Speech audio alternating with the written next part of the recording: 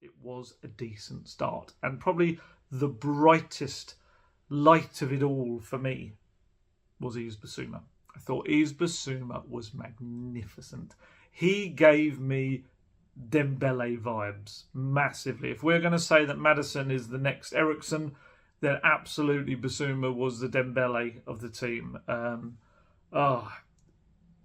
I think if anyone is going to be the figurehead of the Postecoglou era, I think it's going to be Bissouma, because everything revolves around him. You know, I said earlier, Spurs had 634 passes. Bissouma made 112 of them. I think he touched the ball, I think it was 136 times. Had 92% accuracy with his passing. Everything went through him. He was the fulcrum. Every single thing Spurs did well came through him. He just oozed confidence. He really did. Every time he got the ball, Brentford were just nowhere near him. They couldn't get a foot near him. He would just either pass the ball away or turn, take a little touch, just body swerve away from them. He was fantastic. The best performance I've seen from him. And I've seen some good ones. He was very good against Barcelona only a few days back. And then to put that in a Premier League midfield battle against the very fit Brentford side, I thought he was brilliant. So pleased. That partnership certainly went. It was superb. Honestly, those two players, Maddison and Bissouma, like I say, maybe the new Eriksen and Dembele. There's me talking about fresh starts and new things and then comparing them to old players.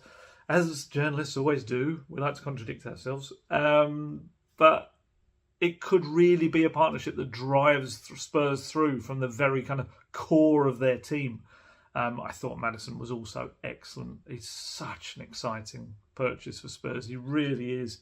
You know, what I kind of loved watching about Maddison is he's so unpredictable for defences, because he can put a ball onto anyone's head or feet within a heartbeat, but then he can also take the ball, dribble with it, beat a man with ease, drop a shoulder, do a little bit of swerve. There's a little bit of a Gaza about him. I'm absolutely going to compare him to every single previous player, but there's a little bit of that, having the ability on the ball, the cheeky chappy nature about him, but also the ability to drive past players at will. We shall see what happens there. And then you've got Tanguy. Oh, Tanguy. You know, as the president of the Tanguy Ndombele Appreciation Society, how much it pains me to report on. If you haven't read my article this morning, my long talking points, it was included within it. Feels like Tonguy's chucked away another chance to make an impression at Tottenham. From what I understand, despite a bright start, I asked Postecoglou about him really early, and I think it was in his first press conference about Tanguy. Despite that bright start, from what I understand, Postecoglou has grown more and more unimpressed with Tanguy.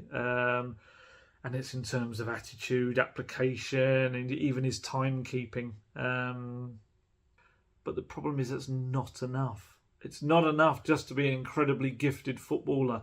You need to make the most of those gifts. And,